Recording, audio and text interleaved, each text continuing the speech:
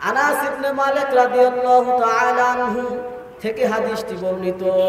আব্দুল্লাহ আনসারী তালহা রাদিয়াল্লাহু আবু তালহা আনসারী রাদিয়াল্লাহু তাআলা আনহু যখন দুনিয়াতে আসেন, হযরত আনাস রাদিয়াল্লাহু তাআলা আনহু রাসূলের কাছে নিয়ে গেলেন। রাসূল বললেন, তোমার কাছে খেজুর আছে নাকি? আনাস বলেন, আমি যখন আব্দুল্লাহকে নিয়ে গেলাম, রাসূলকে দেখলাম আবা পরিহিত ছিলেন এবং নিজের উটের শরীর মালিশ করতেছিলেন। আমার ভাইয়েরা, ওই সময় যখন ছোট্ট শিশু আব্দুল্লাহকে নিয়ে গেলেন, আল্লাহ রাসূল আনাসকে বললেন, তোমার কাছে কি খেজুর আছে নাকি? তোমার কাছে কি কোনো খেজুর আছে নাকি? হ্যাঁ, জয় বাংলা বলে। এটা পোলাপান কি বলতে হবে? জয় বাংলা বলা যাবে না, ঠিক কিনা? লিল্লাহি তাকবীর বলতে হবে। লিল্লাহি তাকবীর।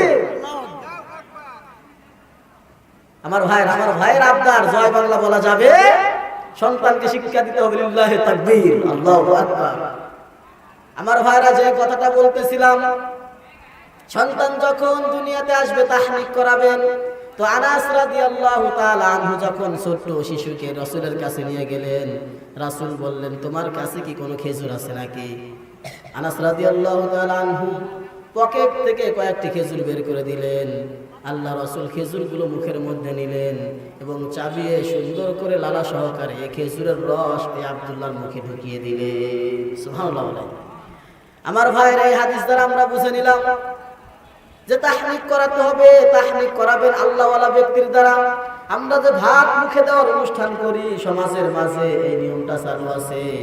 এটা করবেন দুধ পান করানোর আগে। সন্তানের সর্বপ্রথম মুখের খাবার হবে কোনো আল্লাহওয়ালা ব্যক্তির লালার মাধ্যম দিয়ে। কারণ আল্লাহওয়ালা ব্যক্তির লালা, আলেমের লালা যদি ওই সন্তানের মুখের মধ্যে যায়, আশা করা যায় ওই আল্লাহওয়ালার প্রভাবটা ওই সন্তানের মধ্যে পড়ে যাবে। আমার ভাইয়েরা, এই জন্য তাহনিক করাবেন।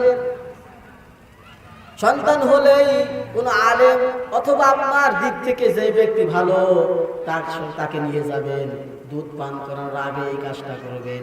পাকা খেজুর অথবা মধু, মিষ্টি জাতীয় কোনো জিনিস দ্বারা একজন হুজুরের মুখ দ্বারা মুখের লালা সহকারে ওই সন্তানের মুখের মধ্যে ঢুকিয়ে দিবেন।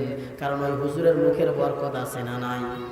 ওই বরকত ওই সন্তানের মুখের মধ্যে যাবে, যার দ্বারা আশা করা যায় ওই সন্তানটা ভালো হওয়ার সম্ভাবনা থাকবে।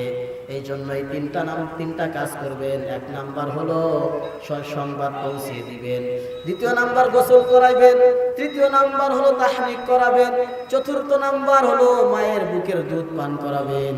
কারণ মায়ের বুকের দুধের মধ্যে আল্লাহ তাআলা এত ভিটামিন রেখেছেন, অন্য কোনো খাবারের মধ্যে এত ভিটামিন রাখে নাই।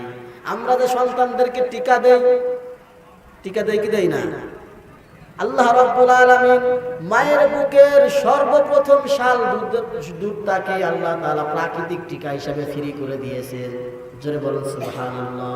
তাহলে মায়ের বুকের শাল দুধ হলো সন্তানের জন্য সর্বপ্রথম টিকা। এই শাল দুধের এত দাম।